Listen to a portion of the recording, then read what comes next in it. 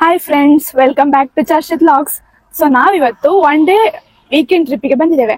ಅದು KSDTC trips ಉಂಟಲ್ಲ, ಇದ್ರಲ್ಲಿ ಎಂತ ಅಂದ್ರೆ ಒಂದು KSRTC ಬಸ್ ಉಂಟಲ್ಲ, ಅದ್ರಲ್ಲಿ ಟ್ರಿಪ್ಸ್ ಕರ್ಕೊಂಡು ಹೋಗ್ತಾರೆ. ಅದನ್ನ ಹೇಗೆ ನಾವು ನೋಡುದು, ಯಾವ ವೆಬ್ಸೈಟ್ ಅಲ್ಲಿ ಈ ಡೀಟೇಲ್ಸ್ ಎಲ್ಲ ಸಿಗ್ತದೆ, ಮತ್ತೆ ಯಾವ್ಯಾವ ತರ ಬಸ್ಸಸ್ ಇರ್ತದೆ, ಅವ್ರದ್ದು ಊಟ ತಿಂಡಿ ಅದೆಲ್ಲ ಎಲ್ಲೆಲ್ಲಿ ಮಾಡಿಸ್ತಾರೆ, ಅದ್ರ ಬಗ್ಗೆನೂ ನಾನು ಈ ವಿಡಿಯೋದ ಎಂಡ್ ಅಲ್ಲಿ ಎಲ್ಲ ಡೀಟೇಲ್ಸ್ ಹಾಕಿರ್ತೇನೆ. ಸೊ ಹಾಗಂತ ಎಲ್ಲ ಸ್ಕಿಪ್ ಮಾಡಿ ವಿಡಿಯೋ ಎಂಡ್ ಮಾತ್ರ ನೋಡ್ಲಿಕ್ಕೆ ಹೋಗ್ಬೇಡಿ, ಎಲ್ಲ ವಿಡಿಯೋ ನೋಡಿ ಅದನ್ನು ನೋಡ್ಕೊಳ್ಳಿ. ನಮ್ಮ ಈ ಟ್ರಿಪ್ ಪ್ರಾರಂಭ ಆಗೋದು ಯಶವಂತಪುರ KSRTC ಬಸ್ ಸ್ಟೇಷನ್ ಇಂದ. ಹಾಗಾಗಿ ನಾವು ಟ್ರಿಪ್ ಸ್ಟಾರ್ಟ್ ಟೈಮ್ ಇದೆ ಅಲ್ಲ 6:30 ಅಂತ ಇದ್ರೆ, ಅದಕ್ಕಿಂತ ಮುಂಚೆ ಬಂದು ಇಲ್ಲಿ ಆಫೀಸ್ ಇದೆ ಅಲ್ಲಿ ರಿಪೋರ್ಟ್ ಮಾಡ್ಕೊಳ್ಬೇಕು. ನಮ್ಮ ಟ್ರಿಪ್ ಸ್ಟಾರ್ಟಿಂಗ್ ಟೈಮ್ ಇದ್ದಿದ್ದು ಬೆಳಿಗ್ಗೆ 6:30ಗೆ. ಸೊ ನಾವು ದೊಮ್ಲೂರಿಂದ ಕ್ಯಾಬ್ ಮಾಡಿಕೊಂಡು 6:15ಗೆಲ್ಲ ಇಲ್ಲಿ ಯಶವಂತಪುರ ಬಂದು ತಲುಪಿದ್ವಿ. 6:30ಕ್ಕೆ ಸರಿಯಾಗಿ ನಮ್ಮ ಬಸ್ ಬಂತು, ಎಲ್ಲರೂ ಬಸ್ ಹತ್ಕೊಂಡ್ವಿ, ಮತ್ತೆ ನಮ್ಮ ಪ್ರಯಾಣ ಶುರುವಾಯಿತು. ಸೊ ನಾವು ಬೆಂಗಳೂರಿಂದ ಯಶವಂತಪುರ ಬಸ್ ಸ್ಟಾಪ್ ಇಂದ ಹೊರಟಿದ್ದು 6:30ಗೆ. ಇಲ್ಲಿ 8:30ಗೆ ಯಡಿಯೂರ್ ಹತ್ರ ರೀಚ್ ಆಗಿದ್ದೇವೆ. ಇಲ್ಲಿ ಇವಾಗ ನಮಗೆ ಬ್ರೇಕ್ಫಾಸ್ಟ್ ಮಾಡ್ಲಿಕ್ಕೆ ನಿಲ್ಲಿಸಿದ್ದಾರೆ. ನಮ್ಮನ್ನು ಬ್ರೇಕ್ಫಾಸ್ಟ್ ಕರ್ಕೊಂಡು ಹೋಗಿದ್ದು ಮಯೂರ ಪವಿತ್ರ ಉಪಹಾರ ಗೃಹ ಯಗಚಿ. ಇದ್ರಲ್ಲಿ ನಮ್ಗೆ ಊಟ ತಿಂಡಿ ಟೀ ಕಾಫಿ ಇದೆಲ್ಲ ಹೆಚ್ಚಾಗಿ ಮಯೂರ ಹೋಟೆಲ್ಗಳಲ್ಲೇ ಮಾಡಿಸ್ತಾರೆ. ಈ ಟ್ರಿಪ್ಗೆ ಒಬ್ಬರಿಗೆ 950 ರೂಪಾಯಿ ಇತ್ತು, ಬಟ್ ವಿದೌಟ್ ಫುಡ್. ಹಾಗಾಗಿ ನಾವು ನಮ್ದು ಟೀ ತಿಂಡಿ ಊಟ ಇದ್ರದೆಲ್ಲ ನಾವೇ ಖರ್ಚು ಮಾಡ್ಕೋಬೇಕು. ಇಲ್ಲಿ ಬ್ರೇಕ್ಫಾಸ್ಟ್ ಮಾಡ್ಲಿಕ್ಕೆ ನಮಗೆ 30 to 45 ಮಿನಿಟ್ಸ್ ಕೊಟ್ಟಿದ್ರು. ಮತ್ತೆ ಇಲ್ಲಿ ಸ್ವಲ್ಪ ಪ್ಲೇಸ್ ಎಲ್ಲ ಚೆನ್ನಾಗಿತ್ತು ಅಂತ ಫೋಟೋ ಎಲ್ಲ ತಗೊಂಡ್ವಿ, ಮತ್ತೆ ಪ್ರಯಾಣ ಶುರು ಮಾಡಿದ್ವಿ. ಇವಾಗ ನಾವು ಮೊದಲು ಹೋಗ್ತಿರುವ ಜಾಗ ಬಂದ್ಬಿಟ್ಟು ಶ್ರವಣಬೆಳಗೊಳ. ಅಲ್ಲಿ ನೋಡಿ ಹೋಗುವ. ಬಿಸಿಲು ತುಂಬಾ ಇದೆ, ಸೊ ನಮಗೆ ಅಲ್ಲಿ ಮೇಲೆ ಬೆಟ್ಟ ಹತ್ಲಿಕ್ಕೆ ಸ್ವಲ್ಪ ಕಷ್ಟನೇ ಆಗ್ಬೋದು. ಆಗ್ಲೇ ನೋಡಿ ನಾವು ಬಂದು ತಲುಪಿದ್ವಿ. ಯಾವ ಪ್ಲೇಸ್ ಗೊತ್ತಾಯ್ತಲ್ವಾ, ಇದೇ ಶ್ರವಣಬೆಳಗೊಳ. ಇಲ್ಲಿ ನೋಡಿ ಮಹಾದ್ವಾರದಲ್ಲಿ ಬರ್ದಿದ್ದಾರೆ ವಿಂಧ್ಯಗಿರಿ ಮಹಾದ್ವಾರ ಅಂತ. ಬನ್ನಿ ಒಳಗಡೆ ಹೋಗಿ ನೋಡುವ.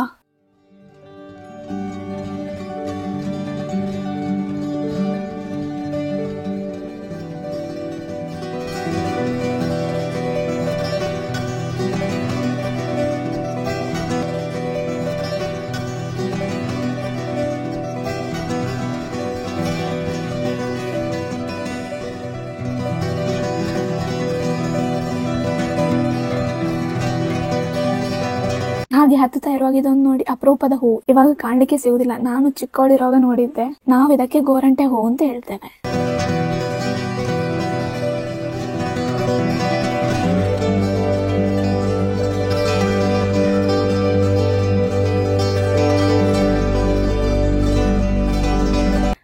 ಸೊ ಇವಾಗ 10 ಗಂಟೆ ಆಗಿದೆ. ನಾವು ಶ್ರವಣಬೆಳಗೊಳ ರೀಚ್ ಆದ್ವಿ. ಚಪ್ಪಲೆಲ್ಲ ಅಲ್ಲಿ ಕೆಳಗಡೆ ಕೊಟ್ಟು ಇಲ್ಲಿ ಹತ್ಲಿಕ್ಕೆ ಶುರು ಮಾಡಿದ್ದೇವೆ. ಇಲ್ಲಿ ಚಪ್ಪಲ್ ಹಾಕೊಂಡು ಹತ್ಲಿಕ್ಕಿಲ್ಲ. ನಿಮಗೆ ಇಲ್ಲಿ ಬೇಕಾದ್ರೆ ಸಾಕ್ಸ್ ಸಿಗ್ತದೆ, 10 ರೂಪಾಯಿಲೆಲ್ಲ ಮಾರ್ಕೊಂಡಿರ್ತಾರೆ, ಅದು ಬೇಕಾದ್ರೆ ಯೂಸ್ ಮಾಡ್ಕೊಳ್ಬಹುದು. ಕಾಲ್ ಬಿಸಿ ಆಗ್ತದಲ್ಲ ಬಿಸಿಲಿದ್ದಾಗ.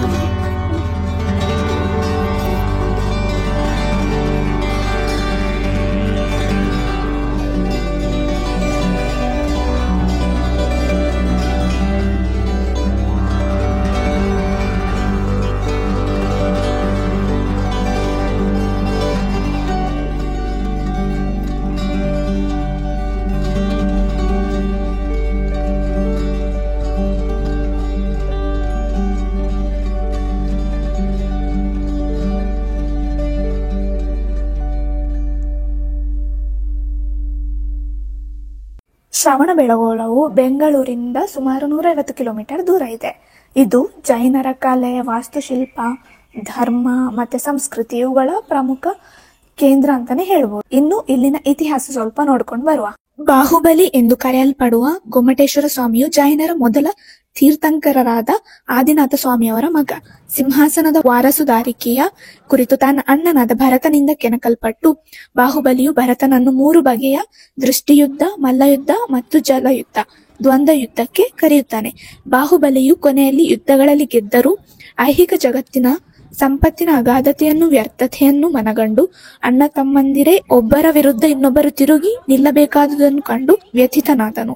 ಆಗ ಅವನು ತನ್ನ ರಾಜ್ಯವನ್ನು ಹಾಗೂ ಲೌಕಿಕ ಸುಖ ಭೋಗಗಳನ್ನು ಪರಿತ್ಯಾಗ ಮಾಡಿದನು. ಬಾಹುಬಲಿಯು ದೀರ್ಘ ಧ್ಯಾನದಲ್ಲಿ ನಿಂತು ಆಧ್ಯಾತ್ಮಿಕ ಶಾಂತಿಯ ಬೆಳಕಿನಲ್ಲಿ ಹೊಳೆಯತೊಡಗಿದನು. ಗಂಗ ಸಾಮ್ರಾಜ್ಯದ ಪ್ರಧಾನ ಮಾತ್ಯನಾದ ಮತ್ತು ಮುಖ್ಯ ಸೇನಾನಿಯಾದ ಚಾವುಂಡರಾಯನು ಕ್ರಿಸ್ತ ಶಕ 981ರಲ್ಲಿ ಧ್ಯಾನ ನಿರತನಾದ ಬಾಹುಬಲಿಯ ಮೂರ್ತಿಯನ್ನು ನಿರ್ಮಿಸಿದನು. ಇಂದ್ರಗಿರಿಯ ಎದುರಿಗೆ ಸ್ವಲ್ಪ ಚಿಕ್ಕದಾದ ಚಂದ್ರಗಿರಿ ಬೆಟ್ಟವು ಇದ್ದು ಅಲ್ಲಿ ಕೆಲವು ಜೈನ ದೇವಸ್ಥಾನಗಳು ಹಾಗೂ ಜೈನ ಧರ್ಮದ ಪ್ರಸಿದ್ಧ ಪೋಷಕನಾದ ಚಂದ್ರಗುಪ್ತ ಮೌರ್ಯನ ಸಮಾಧಿ ಇವುಗಳನ್ನು ನಾವು ಅಲ್ಲಿ ಕಾಣಬಹುದು.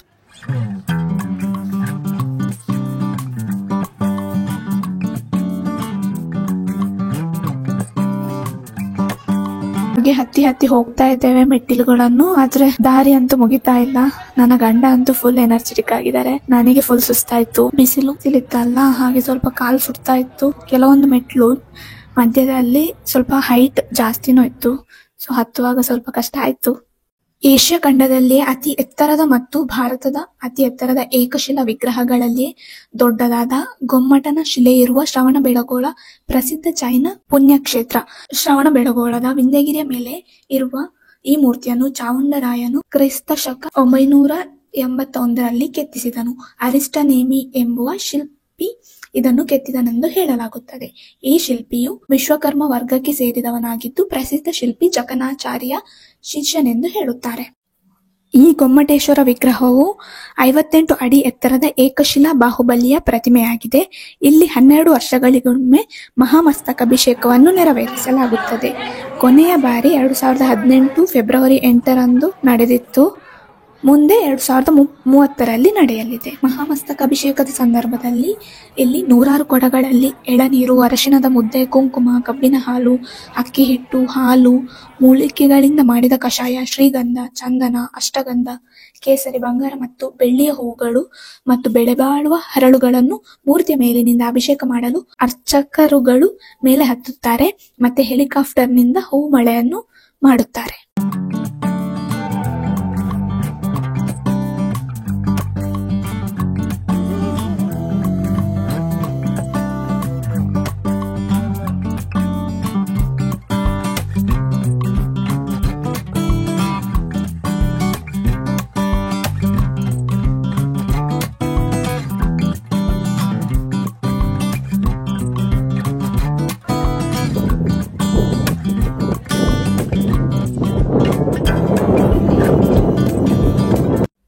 ನಾವು ಗೊಮ್ಮಟೇಶ್ವರ ಮೂರ್ತಿಯನ್ನು ನೋಡಲು ಸುಮಾರು 700ರಷ್ಟು ಮೆಟ್ಟಿಲುಗಳನ್ನು ಹತ್ತಬೇಕು.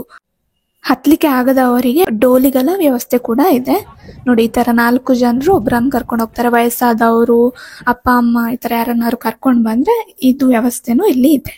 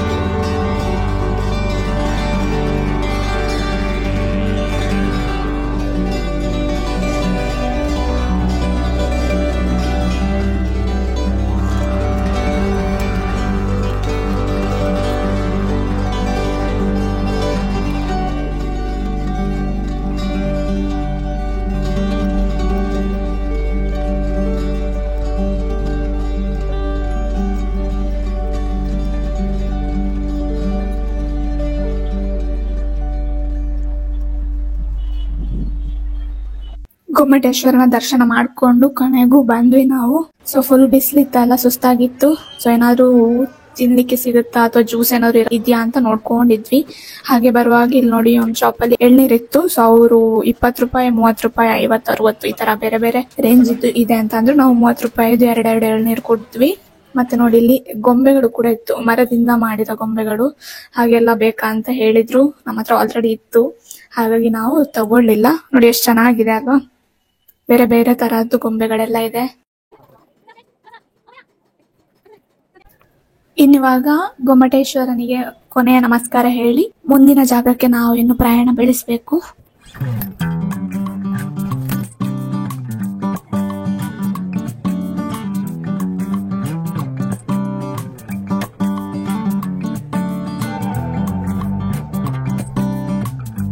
ನೋಡಿ ಅವಾಗ್ಲೇ ನಾವು ಬೆಟ್ಟದಿಂದ ನೋಡುವಾಗ ಒಂದು ಕಳ್ಳಿಯಾನಿ ಕಾಣಿಸ್ತಾ ಇತ್ತಲ್ಲ, ಅದೇ ನೋಡಿ ಇಲ್ಲಿ ಒಳಗಡೆ ಹೋಗಿ ಬಿಡ್ತಾರ ಅಂತ ನೋಡಿ ಬಿಟ್ರೆ ಒಳಗಡೆ ಹೋಗಿ ನೋಡ್ಕೊಂಡು ಬರುವ.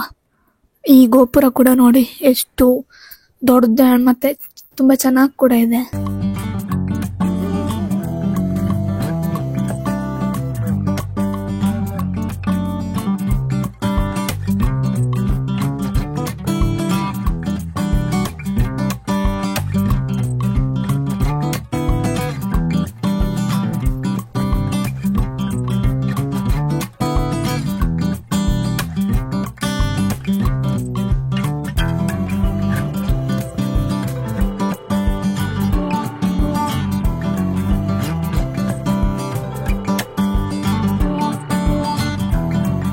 ಹಾಗೆ ನಾವು ಪಾರ್ಕಿಂಗ್ ಹತ್ರ ನಮ್ ಬಸ್ ಎಲ್ಲಿದೆ ಅಂತ ಹುಡುಕಿಕೊಂಡು ಹೋಗುವಾಗ ಇಲ್ಲಿ ನೋಡಿ ಈ ತರ ಸ್ಟಾಲ್ಸ್ ಹಾಕಿದ್ರು. ಇವ್ರಿಲ್ಲೇ ಮಾಡ್ತಾರಂತೆ ಕಲ್ಲಿದ್ದು ಮೂರ್ತಿ.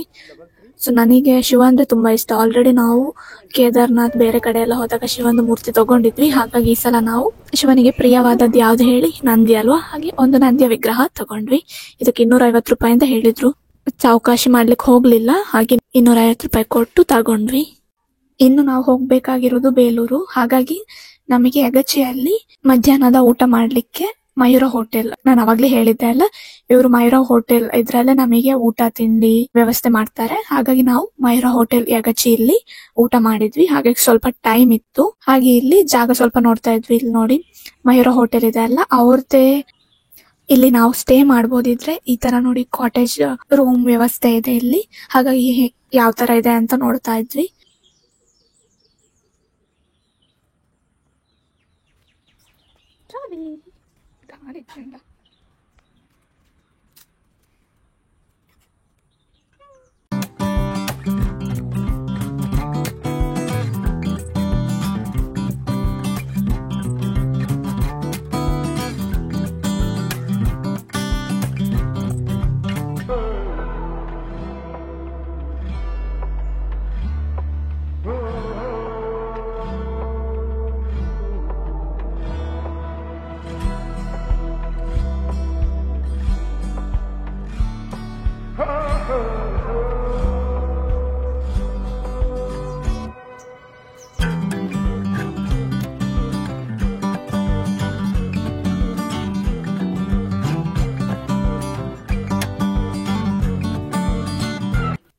ಹಾಗೆ ನೋಡ್ತಿದ್ದಾಗ ನನ್ನ ಗಂಡನಿಗೆ ಏನೋ ನೆನಪಾಯ್ತು, ಇಲ್ಲಿ ಅಗಚಿ ಡ್ಯಾಮ್ ಒಂದಿದೆ ಅಂತ ಹೇಳಿದ್ರು. ಅವ್ರು ಮುಂಚೆ ಬಂದಿದ್ರಂತೆ.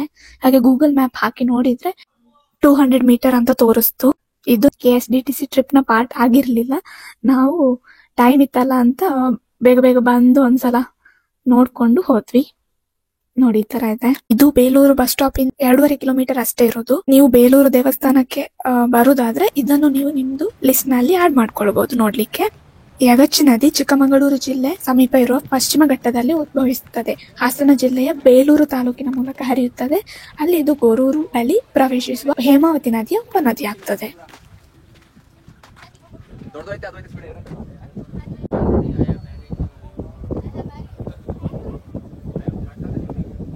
ನೋಡಿ ಆಯ್ತಲ್ಲ, ಇನ್ನು ಬೇಗ ಬೇಗ ಬಸ್ ಹತ್ರ ಹೋಗ್ಬೇಕು. ಇಲ್ಲ ಅಂದ್ರೆ ನಮ್ಗೆ ಮತ್ತೆ ಬಸ್ ಡ್ರೈವರ್ ಅಥವಾ ಕಂಡಕ್ಟರ್ ಕಾಲ್ ಮಾಡಿ ಎಲ್ಲಿದ್ದೀರಾ ಅಂತ ಕೇಳ್ಬೋದು. ಬೇಗ ಬೇಗ ಹೋಗಿ ನಮ್ಮ ಬಸ್ ಅನ್ನು ಹತ್ತಿಕೊಳ್ಳುವ. ನಾನು ಅವಾಗ್ಲೇ ನಿಮ್ಗೆ ಹೇಳಿದ್ದೆ ಅಲ್ಲ ವಿಡಿಯೋದ ಕೊನೆಯಲ್ಲಿ ಈ ಟ್ರಿಪ್ ಹೇಗೆ ನಾವು ಬುಕ್ ಮಾಡೋದು ಅಂತ ಹೇಳಿಕೊಡ್ತೇನೆ ಅಂತ. ಸೊ ಹಾಗಾಗಿ ಒಂದು ಲ್ಯಾಪ್ಟಾಪ್ ಇಂದ ಸ್ಕ್ರೀನ್ ರೆಕಾರ್ಡಿಂಗ್ ಮಾಡಿ ಹಾಕಿದೀನಿ ನೋಡಿ. ಮೊದಲಿಗೆ ನೀವು KSTTC ಟ್ರಿಪ್ ಪ್ಯಾಕೇಜ್ ಅಂತ ಟೈಪ್ ಮಾಡಿ, ಅವಾಗ ಈ ಲಿಂಕ್ ಓಪನ್ ಆಗುತ್ತೆ. ಆಮೇಲೆ ನೀವು ಸೌತ್ ಕರ್ನಾಟಕ ಟೆಂಪಲ್ ಟೂರಿಸಂ ಮೇಲೆ ಕ್ಲಿಕ್ ಮಾಡಿ, ಆಮೇಲೆ ಟೂರ್ ಪ್ಯಾಕೇಜಸ್, ಅದಾದ್ಮೇಲೆ ಬಸ್ ಟೂರ್ ಪ್ಯಾಕೇಜ್ ಮೇಲೆ ಕ್ಲಿಕ್ ಮಾಡಿ. ಈ ತರ ಒಂದು ಪೇಜ್ ಓಪನ್ ಆಗುತ್ತೆ. ಇದ್ರಲ್ಲಿ ನೀವು ಟೂರ್ ಪ್ಯಾಕೇಜಸ್ ಫ್ರಮ್ ಬೆಂಗಳೂರು ಇದ್ರ ಮೇಲೆ ಕ್ಲಿಕ್ ಮಾಡಿ, ವ್ಯೂ ಮೋರ್ ಇದೆಲ್ಲ ಅಲ್ಲಿ ಕ್ಲಿಕ್ ಮಾಡಿ. ಆಮೇಲೆ ಈ ತರ ಒಂದು ಪೇಜ್ ಓಪನ್ ಆಗುತ್ತೆ. ಇದ್ರಲ್ಲಿ ಯಾವ್ದೆಲ್ಲ ಟೂರ್ ಪ್ಯಾಕೇಜಸ್ ಬೆಂಗಳೂರಿಂದ ಸ್ಟಾರ್ಟ್ ಆಗುತ್ತೆ ಅದೆಲ್ಲ ತೋರಿಸ್ತದೆ. ಇಲ್ಲಿ ನಾವು ವರ್ಲ್ಡ್ ಹೆರಿಟೇಜ್ ಮಾನ್ಯುಮೆಂಟ್ಸ್ ಟೂರ್ ನಾವು ಹೋಗಿರೋ ಟ್ರಿಪ್ ನಾನು ಇವಾಗ ಸೆಲೆಕ್ಟ್ ಮಾಡಿದೀನಿ. ನಿಮಗೆ ಬೇರೆ ಆಪ್ಷನ್ ನೋಡಿ, ಇಲ್ಲಿ ನೋಡಿ ಕ್ಲಿಕ್ ಮಾಡ್ಕೊಳ್ಳಿ. ಇದ್ರಲ್ಲಿ ನೋಡಿ ಯಾವ್ದೆಲ್ಲ ಪ್ಲೇಸಸ್ ಕವರ್ ಆಗುತ್ತೆ ಅಂತ ಹೇಳಿದ್ದಾರೆ. ಬೇಲೂರು, ಹಳೆಬೀಡು, ಶ್ರವಣಬೆಳಗೊಳ ಮತ್ತೆ ಬಸ್ AC ಡಿಲಕ್ಸ್ ಇರುತ್ತೆ. ಇವಾಗ ಐಟರ್ನರಿ ನೋಡುವ. ಇಲ್ಲಿ ನೋಡಿ ಹೇಳಿದ್ದಾರೆ ಸ್ಟಾರ್ಟಿಂಗ್ ಟೈಮ್ 6:30 ಇರುತ್ತೆ, ಅದು ಯಶವಂತಪುರ ಬಸ್ ಸ್ಟಾಪ್ ಇಂದ. ಆಮೇಲೆ ಎಂಡಿಂಗ್ ಟೈಮ್ 10 ಇರುತ್ತೆ, ಅದನ್ನು ಯಶವಂತಪುರ ಬಸ್ ಸ್ಟಾಪ್ ಗೆ ಅವರು ನಮ್ಮನ್ನು ಬಿಡ್ತಾರೆ. ಎಂಡಿಂಗ್ ಟೈಮ್ ಆ ಕಡೆ ಈ ಕಡೆ ಆಗ್ಬಹುದು, 10 to 11. ಪ್ರೈಸ್ ಚೆಕ್ ಮಾಡ್ಲಿಕ್ಕೆ ನೀವು ತಾರೀಫ್ ಇದೆಲ್ಲ ಆ ಟ್ಯಾಬಿಗೆ ಹೋಗಿ ಅಲ್ಲಿ ತೋರಿಸ್ತಾ ಇದೆ ನೋಡಿ 950 ಅಂತ ಒಬ್ಬರಿಗೆ. ಅದಾದ್ಮೇಲೆ ನೀವು ಬುಕ್ ಮಾಡ್ಬೇಕು ಅಂದ್ರೆ ನೆಕ್ಸ್ಟ್ ಲಾಸ್ಟ್ ಟ್ಯಾಬ್ ಇದೆಲ್ಲ ಬುಕ್ ನಾವು ಅಲ್ಲಿ ಕ್ಲಿಕ್ ಮಾಡಿ. ಇಲ್ಲಿ ನಿಮಗೆ ಬೇಕಾದ ಡೇಟ್ ಸೆಲೆಕ್ಟ್ ಮಾಡಿ, ಮತ್ತೆ ಎಷ್ಟು ಜನ ಇದ್ದೀರಿ 1 2 ಲೈಕ್ ಬೇಕಾದ ಹಾಗೆ ಸೆಲೆಕ್ಟ್ ಮಾಡಿ. ಆಮೇಲೆ ಬುಕ್ ನಾವು ಕೊಟ್ರೆ ನಮಗೆ ಲಾಗಿನ್ ಮಾಡಕ್ಕೆ ಒಂದು ಪೇಜ್ ಓಪನ್ ಆಗುತ್ತೆ. ಅಲ್ಲಿ ನಿಮ್ದು ಇಮೇಲ್ ID ಕೊಟ್ರೆ ಅದು ವೆರಿಫಿಕೇಶನ್ ಆಗುತ್ತೆ. ಆಮೇಲೆ ನಿಮ್ದು ಪ್ರೈಸ್ ಎಲ್ಲ ಪೇಮೆಂಟ್ ಮಾಡಿ ನಿಮ್ಗೆ ಎಲ್ಲ ಡೀಟೇಲ್ಸ್ ಇಮೇಲ್ಗೆ ಬರುತ್ತೆ. ಯಾವ ಸೀಟ್ ಅಲೋಕೇಟ್ ಆಗಿದೆ, ಎಲ್ಲಿಂದ ಸ್ಟಾರ್ಟಿಂಗ್ ಟೈಮ್, ನಾವು ಟ್ರಿಪ್ ಹೋಗುವ ದಿನ ನಮಗೆ ಕಂಡಕ್ಟರ್ ಕೂಡ ಕಾಲ್ ಮಾಡಿ ಹೇಳ್ತಾರೆ ನೀವು ಎಲ್ಲಿದ್ದೀರಾ, ಎಷ್ಟೊತ್ತಿಗೆ ರೀಚ್ ಆಗ್ತೀರಿ, ಇದೆಲ್ಲ ಅವರು ವಿಚಾರಿಸ್ಕೊಳ್ತಾ ಇರ್ತಾರೆ. ಮತ್ತೆ ನಾನು 2ನೇ ಭಾಗದಲ್ಲಿ ಬೇಲೂರು ಮತ್ತೆ ಹಳೆಬೀಡು ದೇವಸ್ಥಾನದ ವಿಡಿಯೋ ಮಾಡ್ತೇನೆ, ಅದ್ರಲ್ಲಿ ಸಿಗುವ. ನಿಮಗೆ ಈ ವಿಡಿಯೋ ಇಷ್ಟ ಆಗಿದ್ರೆ ಪ್ಲೀಸ್ ಶೇರ್ ಮಾಡಿ, ಲೈಕ್ ಮಾಡಿ, ಕಮೆಂಟ್ ಮಾಡಿ, ಹಾಗೆ ನಮ್ಮ ಚಾನಲ್ ಅನ್ನು ಸಬ್ಸ್ಕ್ರೈಬ್ ಕೂಡ ಮಾಡಿ. Thank you.